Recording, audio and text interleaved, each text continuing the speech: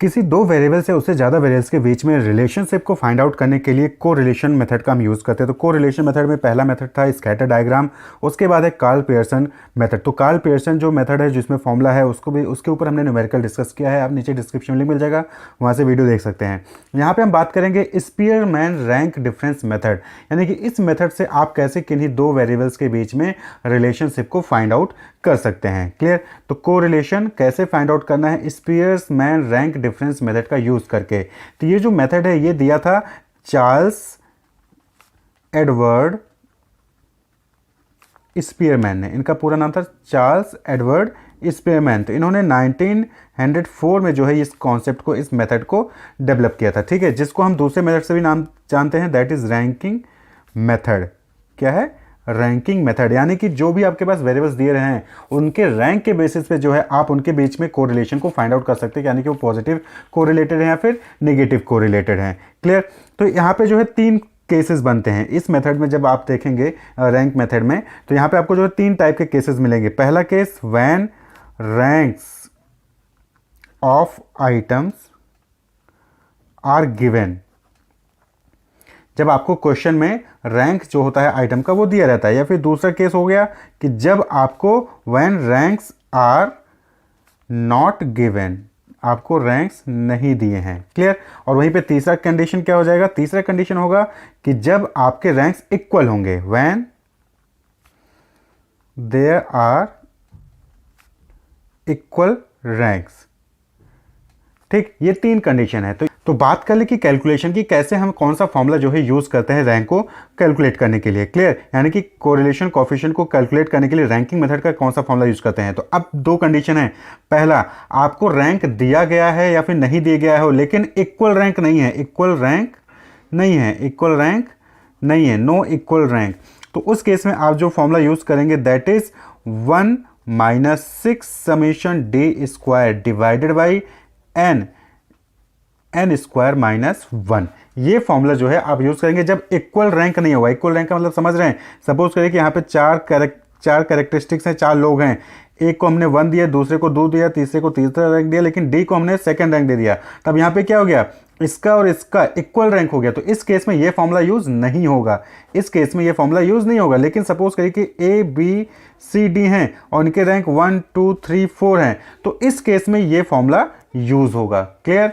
तो जब equal ranks नहीं होंगे तो ये फॉर्मूला हमारा एप्लीकेबल होगा, और जब इक्वल रैंक्स होंगे, जब इक्वल रैंक्स होंगे तो उस केस में कौन सा फॉर्मूला यूज होगा? यहाँ पे आप देख सकते हैं r इज इक्वल टू 1 - 6, यहाँ पे क्या होगा? ब्रैकेट लगेगा, ब्रैकेट में समेशन d स्क्वायर प्लस 1/12, फिर m का क्यूब माइनस m, फिर प्लस 1/12 m क्यूब का माइनस m, इसी तरीके से चलता रहेगा। फिर bracket close, divided by n का स्क्वायर -1।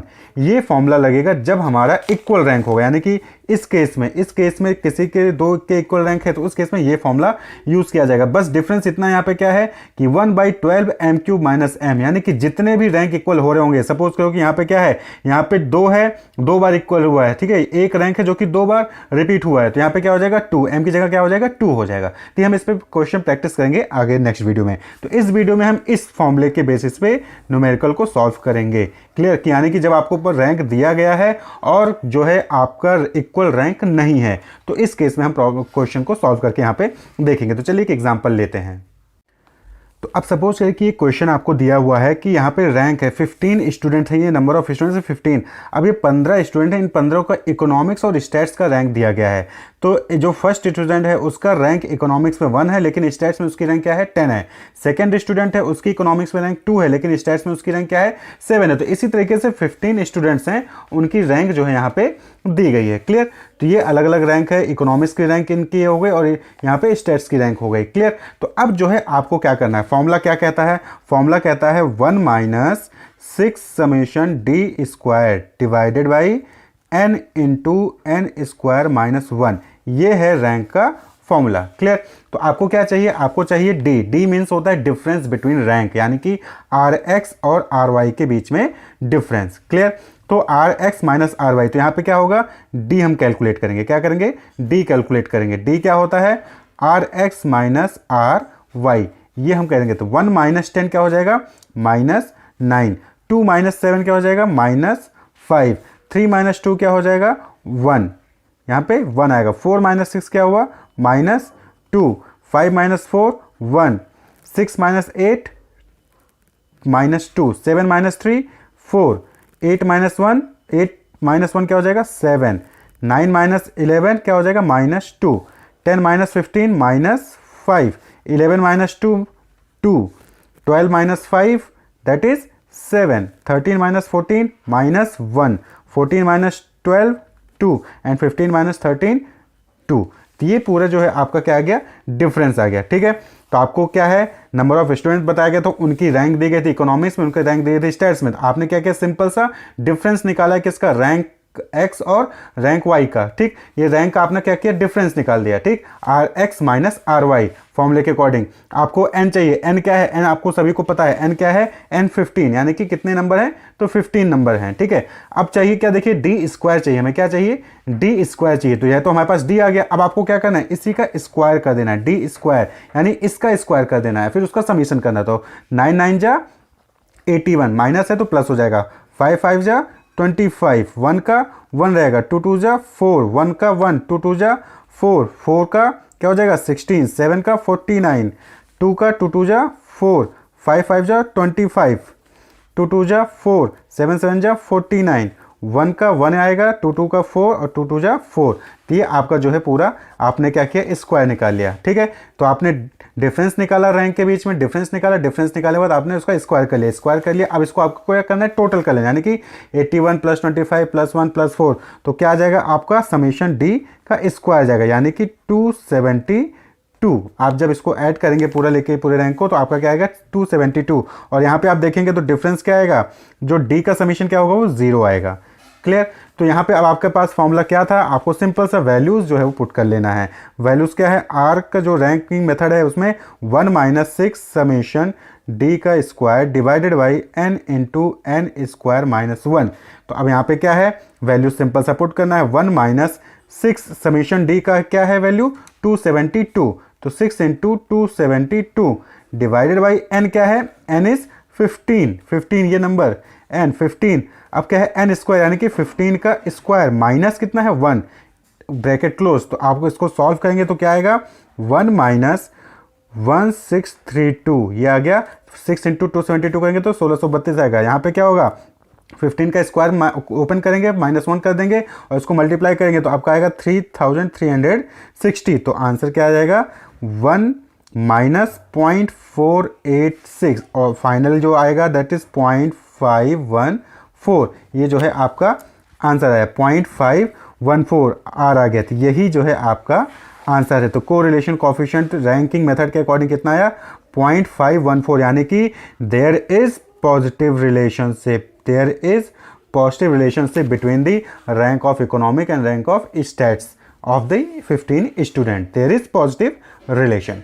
क्लियर, तो इस तरीके से जो आपको कैलकुलेट करना था। ये फॉर्मूला हम कब यूज़ करेंगे, ये फॉर्मूला तब हम यूज़ करेंगे जब हमको रैंक दिया हो चाहे ना दिया हो, लेकिन रैंक इक्वल ना हो, रैंक इक्वल ना हो। बात करेंगे कि जब रैंक इक्वल होते हैं, जब रैंक यानी कि एक या दो से ज़्यादा वेरिएबल्स के रैंक क्या होंगे इक्वल होंगे, तो उस केस में हम कौन सा फॉर्मूला लगाएंगे और कैसे उसको कैलकुलेट करेंगे। क्लियर, तो यहाँ पे आप देखिए पहली चीज़ की जब रैंक इक्वल होते हैं तो उस वक्त हम जो फॉर्मूला यूज़ करते हैं वो फॉर्मूला यूज़ करते हैं R = 1 - 6 समीशन, यहाँ पे ब्रैकेट लगेगा 6 summation D square plus 1/12 m³ - m plus 1/12 m³ - m plus and so on, जब तक जितने भी इक्वल रैंक रहेंगे उतना ही आगे जाएगा। यानी एक इक्वल रैंक है तो एक बार आप ऐड करेंगे, दो इक्वल रैंक है तो एक और एक, ये दोनों रखें, तीन इक्वल रैंक है तो एक एक और फिर एक और आ जाएगा, तीन आ जाएंगे। ठीक है, तो इसी तरीके से जितने इक्वल रैंक होंगे उतना ही ज़्यादा आपके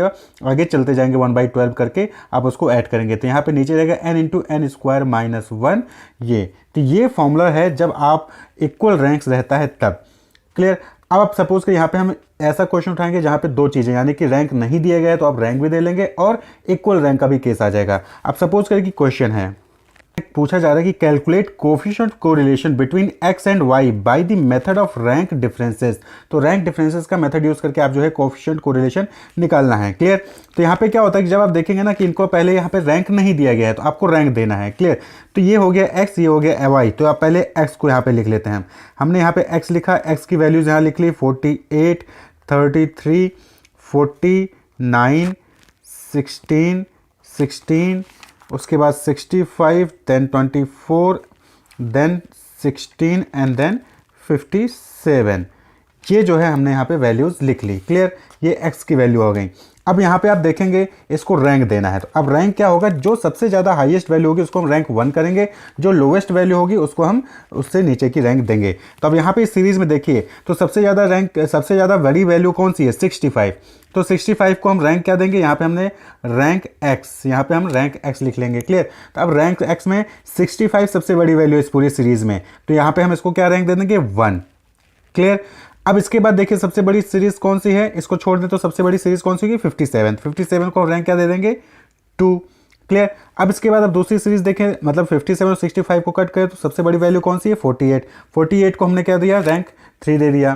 क्लियर। अब इसके बाद कौन सी रैंक है, उसके बाद आप देखेंगे सबसे बड़ी वैल्यू जो है वो है 40। 40 को हमने क्या किया, 4 रैंक दे दिया।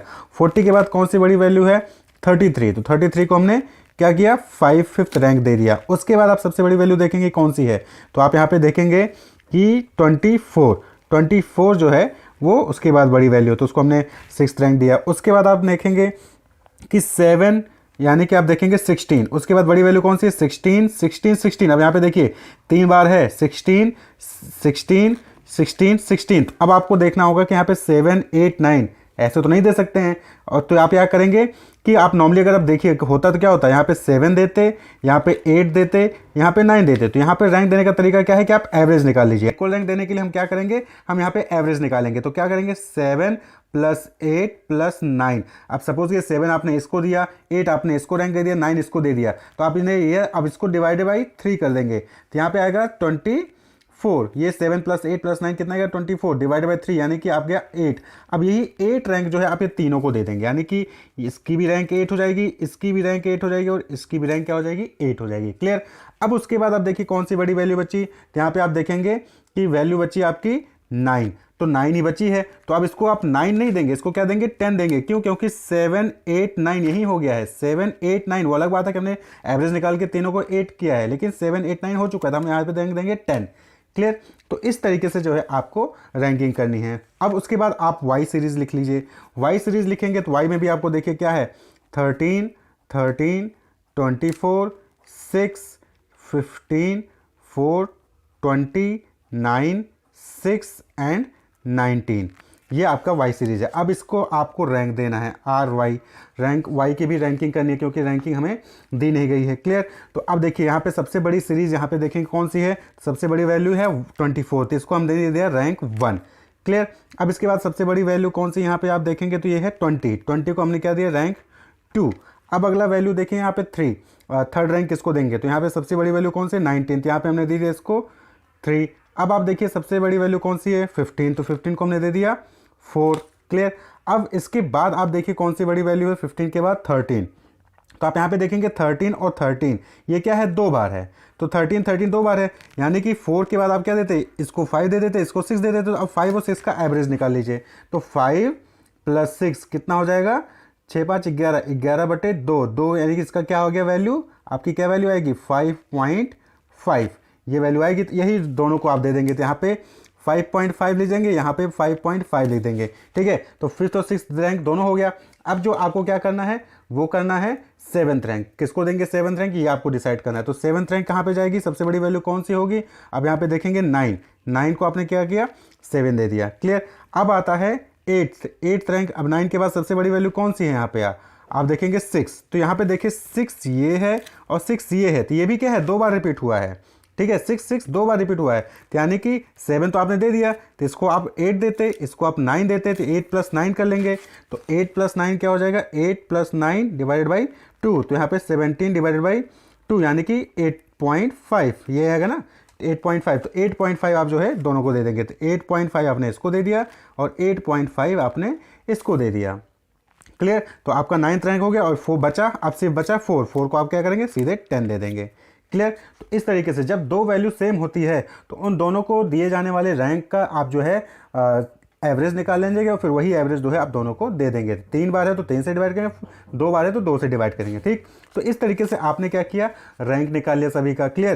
तो ये रैंक हो गया वाई सीरीज का और ये रैंक हो गया एक्स सीरीज का। क्लियर। ये मेथड हो गया आपका रैंक निकालने का। अब जो है बात कर लें कि कैसे आप जो है सेम इक्वल रैंक पे आप फॉर्मूला का यूज़ करके कैलकुलेट करेंगे। तो यहाँ पे देखिए फॉर्मूले में हमें क्या चाहिए, समीशन डी स्क्वायर चाहिए। एम क्या होता है, यानी कि एम यानी कि कौन सी रैंक कितनी बार रिपीट हुई है। तो यहाँ पे आप देखेंगे 16 की वैल्यू जो है वो यानी कि 8th रैंक 3 बार रिपीट होती है, यहाँ पे 3 लिख देंगे। फिर एक रैंक है 5.5 वो 2 बार रिपीट होते हैं, यहाँ पे 2 लिख लेंगे। फिर एक रैंक है 8.5 वो भी 2 बार रिपीट होते हैं, यहाँ पे फिर आगे ऐड करके 2 बार लिख लेंगे। ठीक है। एन हमें पता ही है, एन कितना है, 10 है। क्लियर। तो अब हमें क्या करना है, यहाँ पे डिफरेंस निकालना है। तो डिफरेंस निकालने के लिए क्या करना है, R X minus R Y, यही क्या आ जाएगा, हमारा डिफरेंस आ जाएगा। क्लियर। तो R X minus R Y, तो आपका क्या आ जाएगा, माइनस 2.5, इसका आ जाएगा माइनस 0.5, इसका आ जाएगा 3, इसका आ जाएगा 1.5, देन आ जाएगा 4, उसके बाद आपका -2, फिर आएगा -1, फिर आएगा -1, माइनस 0.5 और आएगा -1। ये आपका रैंक डिफरेंस है 3 minus 5.5, 5 minus 5.5, 4 minus 1, 10 minus 8.5, 8 minus 4, 8 minus 10, 1 minus 2। तो इस तरीके से जो है आप क्या कर रहे हैं, रैंक का डिफरेंस निकालिए। अब ये रैंक का डिफरेंस आ गया हमारे पास, इसको जो है आपको ऐड कर लीजिए। तो समीशन डी देखेंगे ना तो क्या आएगा, 0 ही आएगा। जो हमारा समीशन डी है वो क्या आएगा, 0 ही आएगा। क्लियर। अब हम निकालेंगे क्या, डिफरेंस के बाद आप क्या निकालना है, डी स्क्वायर, यानी कि डिफरेंस का स्क्वायर। क्लियर। 2.5 का स्क्वायर क्या आ जाएगा, 6.25, 0.5 का क्या आ जाएगा, 0.25, 3 का क्या आ जाएगा, 9, 1.5 का क्या आ जाएगा, 2.25, 4 का क्या आ जाएगा, 16, 2 का 4, 1 का 1, 1 का 1, 0.5 का 0.25, 1 का 1। तो ये आप जो है इसको भी समीशन कर देंगे। तो समीशन क्या आ जाएगा आपका, summation D square is equal to 41। Clear. तो हमारे पास क्या क्या आ गया कि समीशन डी स्क्वायर हमारे पास आ गया है, दैट इज 41। हमारे पास n कितना है, n इज इक्वल टू 10। हमारे पास n कितना है, 10 ही तो है। ये जो टोटल सीरीज है, टोटल कितने नंबर्स हैं, 10 है। क्लियर। अब हमें क्या चाहिए, m। अब m यहाँ पे हमें देखिए क्या है, एक रैंक थी 8 वाली वो 3 बार रिपीट हुई है। क्लियर। एक रैंक थी 5.5 वाली वो 2 बार रिपीट हुई है और एक रैंक ऐसी है 8.5 वो भी 2 बार रिपीट हुई है। ठीक है। आप यहाँ पे देखिए जो 8 रैंक है 1 बार 2 बार 3 बार रिपीट हुई। यहाँ पे देखेंगे 5.5 वाली रैंक 1 बार 2 बार रिपीट हुई और यहाँ पे 8.5 वाली 1 बार और 2 बार रिपीट हुई है। क्लियर। तो यहाँ पे ये 3 रैंक है जो कि रिपीट हुई हैं, यहाँ पे वही रैंक हम लेंगे जो रिपीट हुई हैं। क्लियर। और यही क्या हो जाएगा, m की वैल्यू होगी। एक बार m में 3 आएगा, एक बार m में 2 आएगा, एक बार m में 2 आएगा। क्लियर। तो हम फॉर्मूला रखेंगे r is equal to 1 minus 6 bracket में summation D square. Summation D square की वैल्यू क्या है, 41, यही तो है। ठीक है, 41। अब प्लस 1/12 क्या था, m क्यूब माइनस m। तो m क्यूब में हम पहले क्या देंगे, एक बार 3 को रख लेते हैं। तो 3 का क्यूब माइनस m यानी कि 3 ब्रैकेट क्लोज प्लस 1/12। अब हम क्या रखेंगे, m की वैल्यू 2 रख लेंगे जो दोबारा रिपीट हुई है। तो यहाँ पे क्या आ जाएगा, 2 का cube minus 2 bracket close plus 1/12। तीसरी वाली जो रिपीट हुई है यहाँ पे क्या हो जाएगा, 2 का क्यूब माइनस 2 ब्रैकेट क्लोज और ये पूरा bracket close divided by n यानी कि 10 का स्क्वायर माइनस 1। ये हमारा पूरा हमारा डेटा कंपाइल हो गया। अब हम जब इसको सॉल्व करेंगे तो हमारी वैल्यूज आ जाएंगी। हम इसको फर्दर सॉल्व करेंगे तो 1 माइनस 6 ब्रैकेट में 41 था प्लस उसको जब आप सॉल्व करेंगे 1/12, 1/12 3 का क्यूब माइनस 3 दोबारा से लिख लेते हैं यहाँ पे, प्लस 1/12 2 का क्यूब माइनस 2 प्लस 1/12 2 का cube minus 2 bracket close divided by 10 का स्क्वायर माइनस 1। ठीक है। अब आप इसको सॉल्व करें तो ये सॉल्व करेंगे 1/12 3 का क्यूब क्या आ जाएगा, 27 माइनस 3। तो ये कितना हुआ, 1/12 24। तो यहाँ पे आप इसको डिवाइड करें कितना आएगा, 2 आएगा, 12 2 जा 24। तो 1 माइनस 6 ब्रैकेट में 41 प्लस इसको सॉल्व किया तो कितना आया 2। इसी तरीके से इसको सॉल्व करेंगे तो आ जाएगा 0.5। इसी तरीके से इसको सॉल्व करेंगे तो ये भी सेम ही आएगा 0.5। ब्रैकेट क्लोज डिवाइडेड बाई, आप इसको सॉल्व करेंगे तो कितना आएगा 990। क्लियर। तो 1 माइनस ये, अब जब आप इसको सॉल्व करेंगे तो कितना आ जाएगा 264 divided by 990 is equal to 1 minus point, इसको डिवाइड करेंगे तो 0.267, तो आ जाएगा आपका 0.733। तो यही है आपका रैंक कोरिलेशन। क्लियर। तो आपका क्या आएगा R इज इक्वल टू 0.733। ये आपका रैंक कोरिलेशन हो गया जब आपको रैंक इक्वल हो। पहला कंडीशन रैंक नहीं दी गई थी तो हमने रैंक निकाली, उसके बाद सेम इक्वल थी, सेम रैंक थी, तो हमने जो है इस फॉर्मूले का यूज़ करके जो है हमने रैंक को कैलकुलेट किया था। यहाँ पे क्या है, कोरिलेशन है, पॉजिटिव कोरिलेशन है, क्योंकि वैल्यू क्या है पॉजिटिव में, तो 0.733 ये आपका आ गया। तो इसी तरीके से जो है आपको रैंक कोरिलेशन जब इक्वल रैंक हो तो आपको कैलकुलेट करना है 1 minus 6 summation D square plus 1/12 m cube m। यानी कि अगर एक ही बार आपका कोई रैंक रिपीट हुआ है तो सिर्फ एक ही बार लेंगे, फिर आगे की सीरीज आप नहीं ले जाएंगे। ठीक है, 2 बार हुआ है तो 2 बार लेंगे, आगे की सीरीज नहीं ले जाएंगे। 3 बार हुआ है तो 3 लेंगे, आगे की सीरीज नहीं ले जाएंगे। Divided by n into n square minus 1 ये रहेगा ही रहेगा। तो होप आपको समझ में आएगा कैसे रैंक कोरिलेशन कैलकुलेट करना है जब इक्वल रैंक होती है। Wish you all the best, keep watching.